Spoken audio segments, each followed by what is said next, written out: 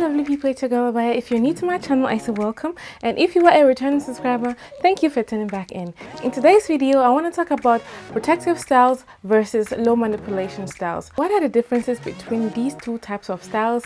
Which one is better and which one helps you to retain more length? So if you want to know these and more, then stay tuned. Okay, now without any further ado, let's dive right into this video.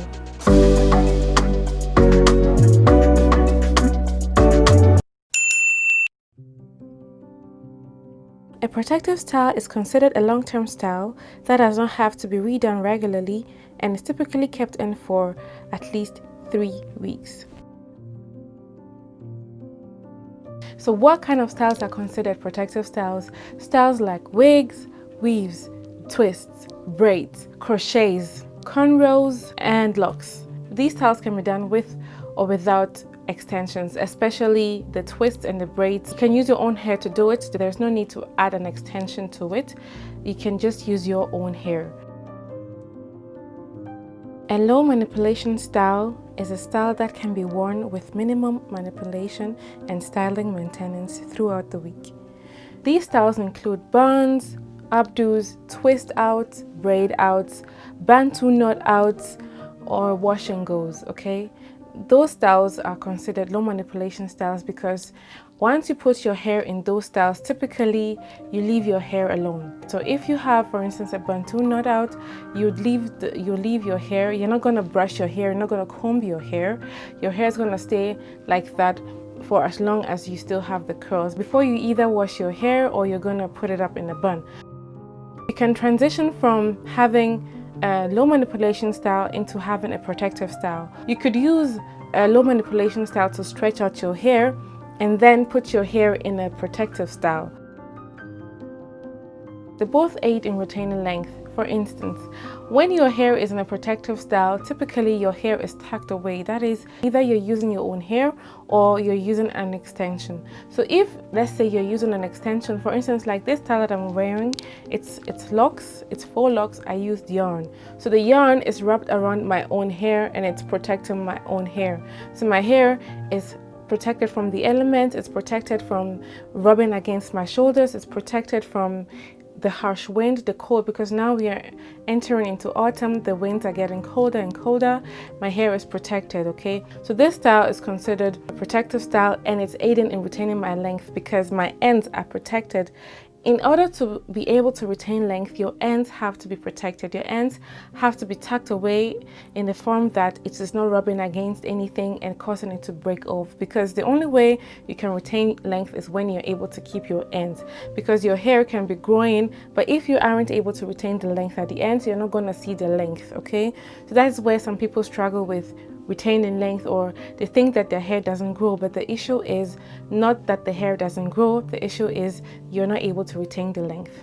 So the difference between the way retention works with protective styles versus low manipulation is when your hair is, for instance, in a twist out, you are not brushing your hair, you're not combing your hair, and typically you're not touching and manipulating your hair too much. The only time you would probably manipulate your hair is to put it up at night, or some people don't put it up at night. Some people would just wear their bun, or they're just going to wear their silk scarf or whatever and go to bed. But typically those are the only times that people would manipulate their hair if it's in a low manipulation style, to put it up in a pineapple or something like that. I think you retain more length when you're doing protective styles because your hair is totally tucked away, but that doesn't negate the fact that you still are able to retain length with low manipulation style. And that also depends on your hair texture, your hair type. How resilient is your hair to breakage? How strong is your hair? Do you have thicker strands or do you have fine strands? All these things play a role as to what would work best for you, okay? And that would also have an impact on how you're able to retain length depending on the style that you choose. Another thing they have in common is you should encounter less breakage, and of course with protective styles you encounter way less breakage than if you were to do a low manipulation style, and that's for obvious reasons. Low manipulation style, your hair is still out, so there is a chance that your hair can get trapped on something, okay? That is your jacket, that is your scarf, whatever, your chain or something like that. You might not be manually breaking off your hair by manipulating your hair physically, but things that you cannot control. That is, if you sit down or in the bus or something, your hair still can rub on something. That is if you're wearing your hair down. If you're wearing your hair up in a bun, that is less likely to happen, okay? You'd still have to be mindful of your nape area if you're rubbing or sitting or something like that. But for protective styles, your hair is completely tucked away, and for that duration of time, if you are not pulling out your hair, you're able to retain length and you're not going to break off your hair. That is why you have to be mindful of the person installing your hair, or if you're doing your hair yourself, you have to be mindful of how you're doing your hair. It is very important that your protective style doesn't cause damage before you actually install it, okay?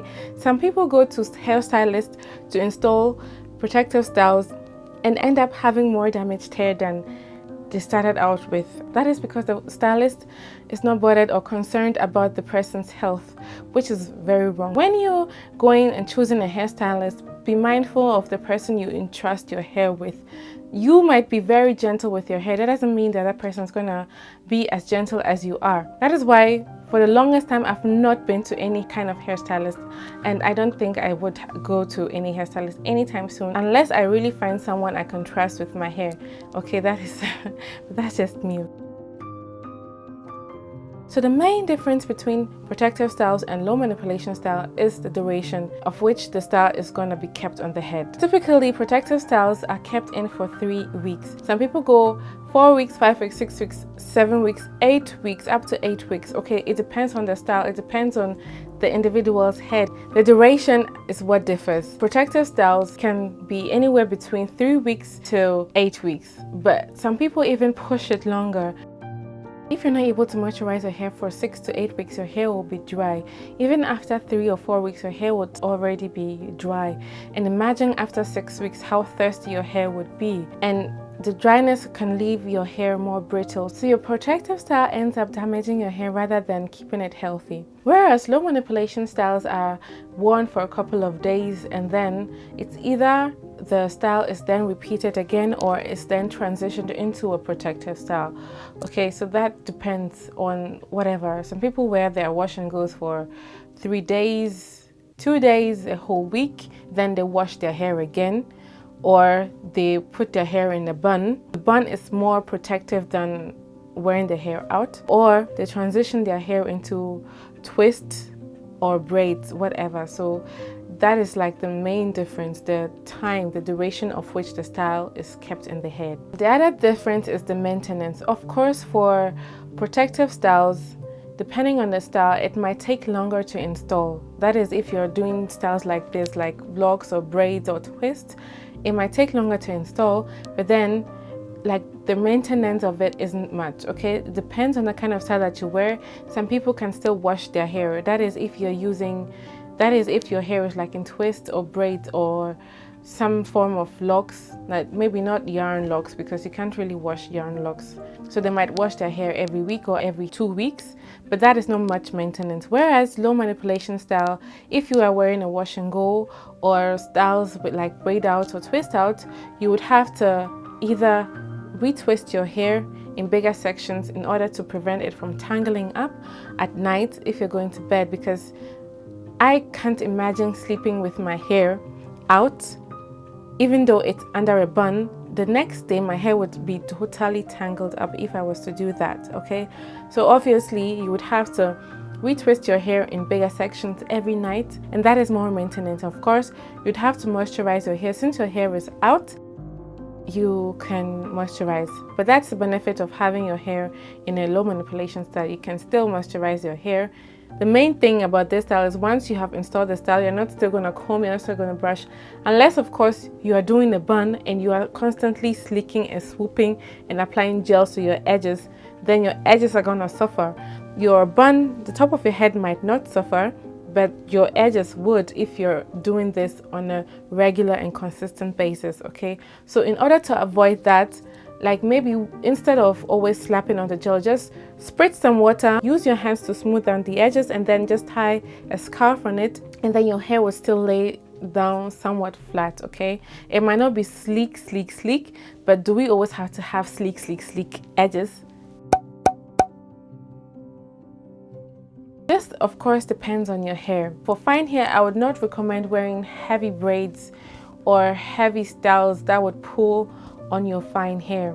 And if you do want to wear braids or locks or styles like that, make sure that the section that you choose is the section of your hair is thick enough to handle the weight of the additional extensions, okay, so that it doesn't pull your hair, doesn't break your hair. For medium or thicker hair strands, you are free to choose which one works for you. Still be mindful of the thickness of the section, okay? Just because your strands can withstand more doesn't mean that you're gonna choose this little amount of hair for such a huge braid. Your hair is not gonna break off, okay, because it's too heavy for your hair.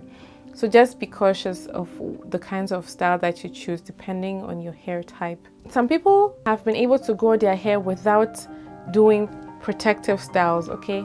They wear their hair in low manipulation styles like wash and goes or braid outs, bantu knot outs, all these kind of outs.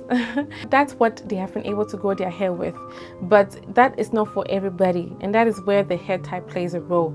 And if you find that you've been wearing your hair in low manipulation style and you've gotten to a point where your hair isn't growing and you find yourself in a plateau, then maybe you've gotten to the point where you have to switch up and actually incorporate protective styles, because protective styles is 100% guaranteed to grow your hair. That one I can bet you on that. If it's installed correctly, if you're maintaining your hair correctly, protective style is 100% guarantee of growing your hair. Yes, I said it. I said what I said and I meant what I said.